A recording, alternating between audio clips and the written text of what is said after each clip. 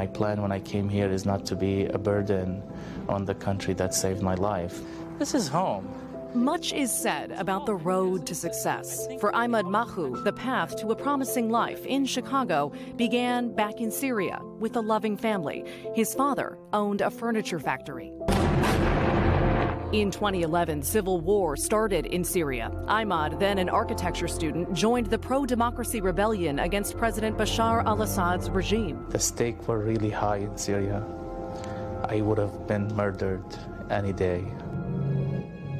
Emad says he lost friends and relatives in the violence and then started working with international media. Seen here, his face blurred to shed light on the war. Off camera, he lived in hiding. All we wanted is freedom. One day, he says pro-government forces found him. A secret police car pulled outside to the door. 6 armed men came out. Huge men, like 6'10", big guys, long beards, AK-47.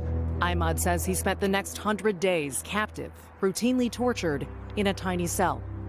Was that daily? Yeah, that was daily. What they wanted to do is just to break your spirit, just to make you feel like you're nothing. He survived dreaming of his family and a better life for his country. I am very stubborn and I am very to a fault. I was not shutting up, and they beat me harder every time I speak. Suddenly, one day, he was released. He fled to Jordan, where he registered as a refugee with the United Nations. Months later, in July 2012, he was on a plane to the U.S., specifically Chicago. The Syrian people looked at the United States as our potential savior, and we believed the United States is the beacon of freedom. Emad rebuilt his life, earning a degree in computer science, landing a job at DePaul University, where, as fate would have it, his office was across the hall from Craig Mooson, adjunct professor of asylum and refugee law. Yes, he's walking through what he went through, especially in those last few months before he left.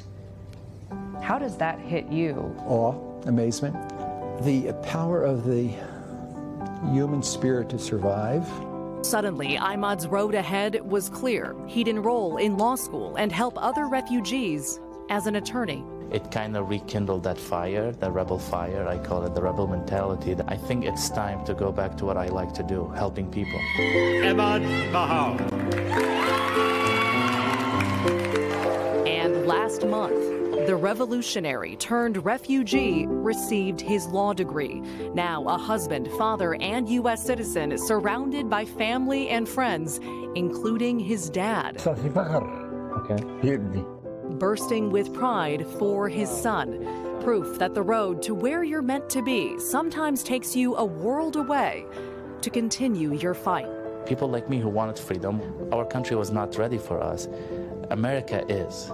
America was ready for us. America said, you will come here, we will save your life. I will pay back to this country. Such an honor to meet him. Emad, by the way, is on the road to an incredible career. Right now, he's studying for next month's bar exam, and he has a job lined up at a Chicago law firm where he plans to take as many asylum and immigration cases as possible, all pro bono, and he also dreams eventually of running for Congress. And one point, guys, that he made during our interview was he said, I don't want to look back, or he says, in Syria especially, I didn't want to look back and think myself a coward. Like in my old age, I couldn't think of myself that way. And he says now he knows he'll look back with pride. Wow. What he should. Wow. Thanks for bringing us really that. incredible. That was great. Thank you, Maggie. Person. Thank you so much. Hey, thanks for watching. Don't miss the Today Show every weekday at 11 a.m. Eastern, 8 Pacific on our streaming channel, Today All Day. To watch, head to today.com/allday or click the link right here.